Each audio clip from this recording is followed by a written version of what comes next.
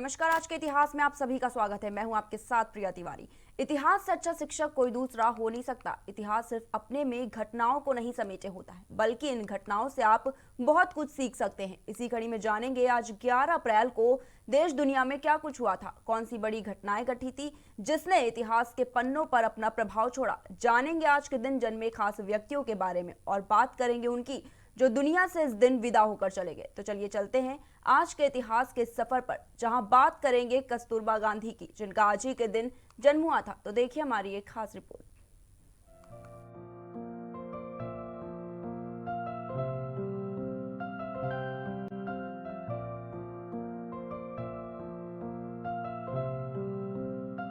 कस्तूरबा गांधी महात्मा गांधी की पत्नी थी, जो भारत में बा के नाम से विख्यात है। भारत के गौरवशाली इतिहास में बलिदान की इतनी गाथाएं हैं कि सितारों की गिनती भी कम पड़ जाती है। अगर हम अपने इतिहास की विवेचना करने बैठे तो महिलाओं के बढ़ बढ़कर योगदान देखने को मिलेंगे। फिर चाहे वो संस्कृति हो, परंपरा हो, राजनीति, अर्थव्यवस्था, युद्ध, शांति या कुछ और, कोई भी विद्या नारी स्पर्श से अछूती नहीं रही है। अगर हम अपने स्वतंत्रता संग्राम की ही बात करें तो अनगिनत महिलाओं का नाम प्रतिबिंबित होगा। जो बहुत सक्रिय रही, सबसे पहली महिला जिनका नाम ही स्वतंत्रता का पर्याय बन गया, वो है श्रीमती कस्तूरबा गांधी। कस्तूरबा गांधी महात्मा गांधी की पत्नी थी। कस्तूरबा गांधी का जन्म 11 अप्रैल सन 1859 ईस्वी में महात्मा गांधी की तरह काठियावाड़ के पोरबंदर नगर में हुआ था। इस प्रकार कस्तूरबा गांधी आयु में गांधी जी से कम 6 मास बड़ी थी। कस्तूरबा गांधी के पिता गोकुलदास मकनजी साधारण स्थिति के व्यापारी थे। गोकुलदास मकनजी की कस्तूरबा तीसरी संतान थी। उस जमाने में कोई लड़कियों को पढ़ाता तो था नहीं और विवाह भी अल्प अवस्था में ही कर दिया जाता था। इसलिए कस्तूरबा भी बचपन में निरक्षर थी और 7 साल की अवस्था में 6 साल के मोहनदास के साथ उनकी सगाई कर दी गई। 13 साल की आयु में उन दोनों का विवाह हो गया।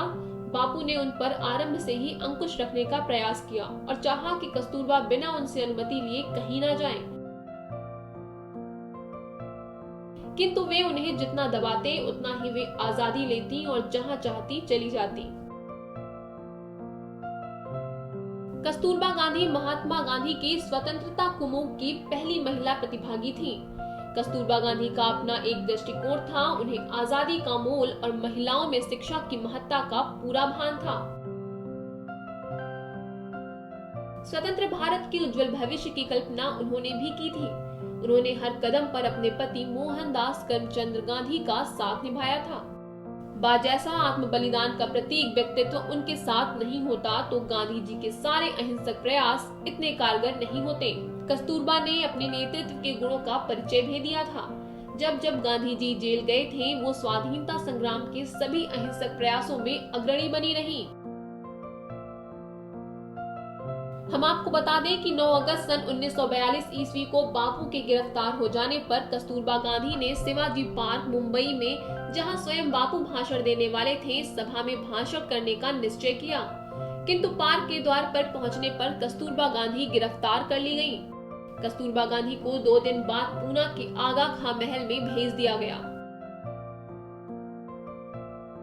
बापू को गिरफ्तार करके पहले ही वहां भेजा जा चुका था। उस समय कस्तूरबा गांधी अस्वस्थ थी। 15 अगस्त को जब यकायक महादेव देसाई ने महाप्रयाण किया तो कस्तूरबा गांधी बार बार यही कहती रही, महादेव क्यों गया, मैं क्यों नहीं। बाद में महादेव देसाई का चिता स्थान कस्तूरबा गांधी के लिए शंकर महादेव का मंदिर सा बन गया। कस्तूरबा गांधी प्रतिदिन वहां जाती थी और समाधि की प्रदक्षिणा कर उसे नमस्कार करती थी। कस्तूरबा गांधी उस पर दीप भी जलाती थी। कस्तूरबा गांधी का गिरफ्तारी की रात को स्वास्थ्य बिगड़ा, फिर संतोषजनक रूप से सुधरा नहीं और कस्तूरबा गांधी ने 22 फरवरी सन 1944 को अपने प्राण त्याग दिए। उनकी मृत्यु के उपरांत राष्ट्रीय महिला कल्याण के निमित्त 1 करोड़ रुपया एकत्र कर इंदौर में कस्तूरबा गांधी राष्ट्रीय स्मारक ट्रस्ट की स्थापना की।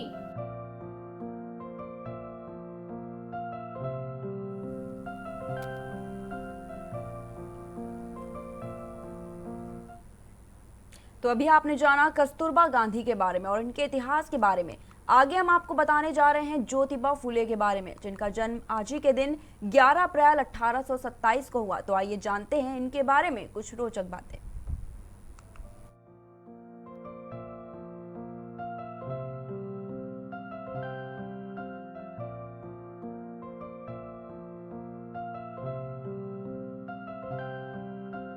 ज्योतिराव गोविंदराव फूले महाराष्ट्र में सर्वप्रथम अछूतोद्धार और महिला शिक्षा का काम आरंभ करने वाले महान भारतीय विचारक, समाज सेवी, लेखक, दार्शनिक तथा क्रांतिकारी कार्यकर्ता थे। ज्योतिबा फूले का जन्म 11 अप्रैल 1827 ईस्वी में पुणे में हुआ था। उनका परिवार कई पीढ़ी पहले सतारा से पुणे फूलों के गजरे आदि बनाने के काम में लग गया। इसलिए माली के काम में लगे ये लोग फूले के नाम से जाने जाते थे। ज्योतिबा ने कुछ समय पहले तक मराठी में अध्ययन किया, परंतु लोगों के यह कहने पर कि पढ़ने से तुम्हारा पुत्र किसी काम का नहीं रह जाएगा, पिता गोविंद राम ने उन्हें स्कूल से छुड़ा दिया। जब लोगों ने उन्हें समझाया तो तीव्र बुद्धि के बालक को फिर स्कूल जाने का अवसर मिला और 21 वर्ष की उम्र में उन्होंने अंग्रेजी की 7वीं कक्षा की पढ़ाई पूरी की। ज्योतिबा की संत महात्माओं की जीवनियां पढ़ने में बड़ी रुचि थी। उन्हें ज्ञान हुआ कि जब भगवान के सामने सब नर नारी समान है तो उनमें ऊंच नीच का भेद क्यों होना चाहिए।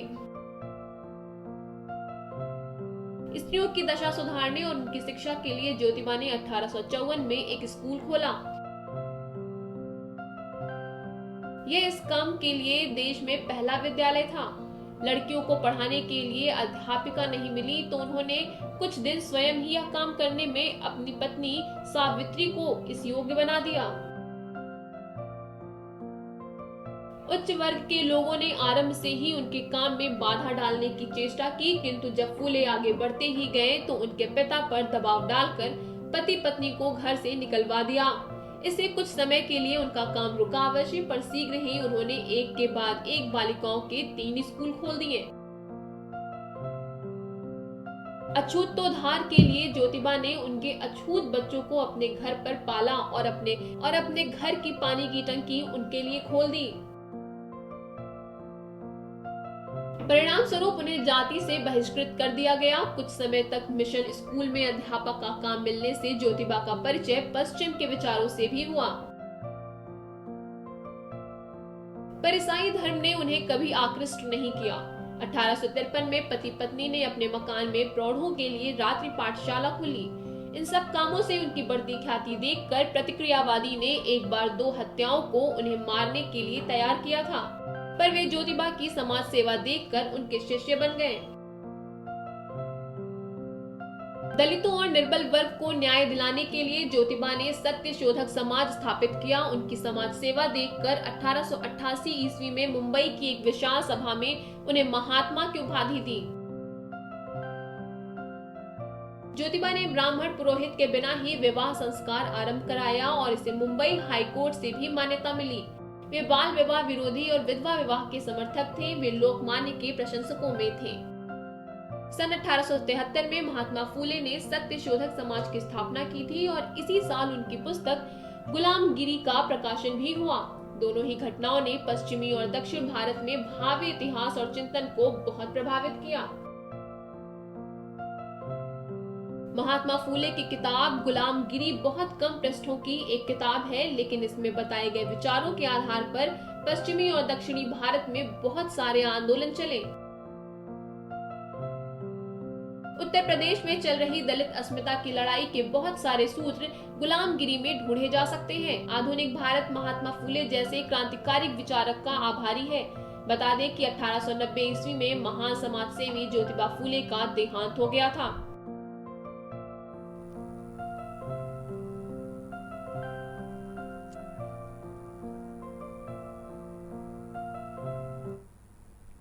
तो अभी हमने आपको बताया ज्योतिबा फुले के बारे में, जिन्होंने आज ही के दिन इस दुनिया में कदम रखा था। अब आगे की कड़ी में आप जानेंगे विष्णु प्रभाकर के बारे में। ये आज ही के दिन यानी 11 अप्रैल 2009 को इस दुनिया को छोड़कर हमेशा के लिए चले गए थे। तो देखिए हमारी एक खास रिपोर्ट।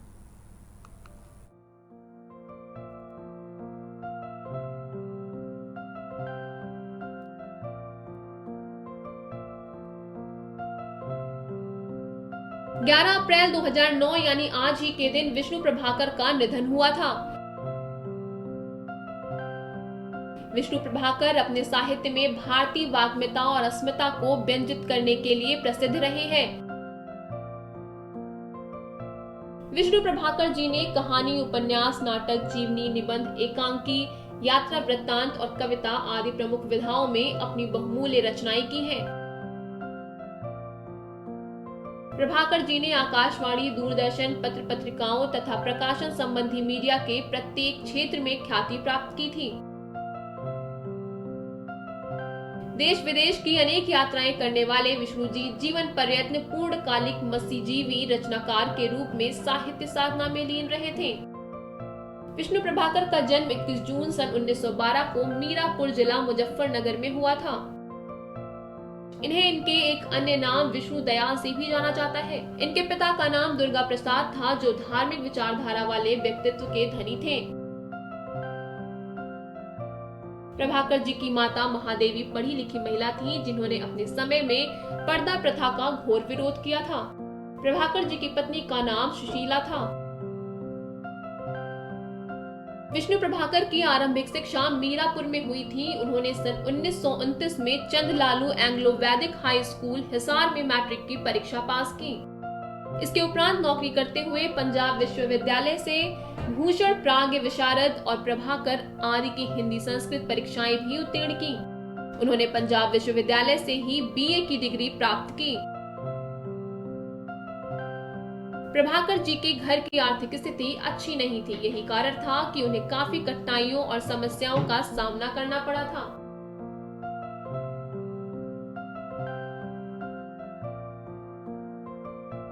वे अपनी शिक्षा भली प्रकार से प्राप्त नहीं कर पाए। अपने घर की परेशानियों और जिम्मेदारियों के बोझ से उन्होंने स्वयं को मजबूत बना लिया।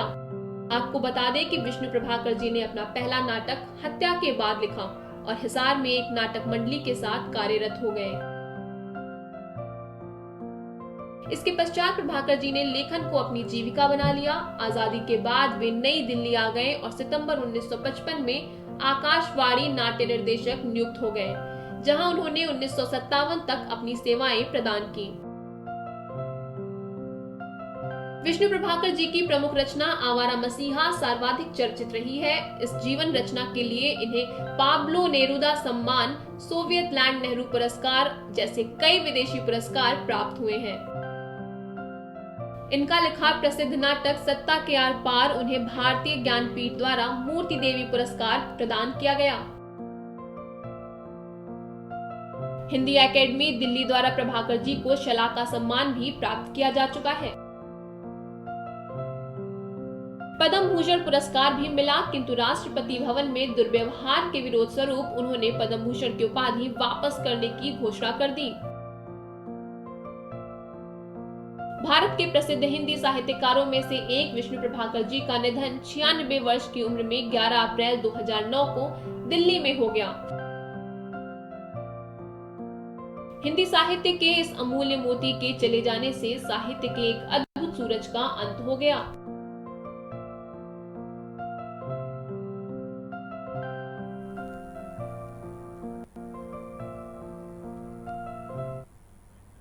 तो ये थे विष्णु प्रभाकर, जिनके बारे में अभी हमने आपको बताया। ऐसे ही हर रोज के इतिहास से रूबरू कराते रहेंगे हम आपको। तब तक के लिए बने रहिए हमारे साथ और देखते रहिए प्राइम टीवी।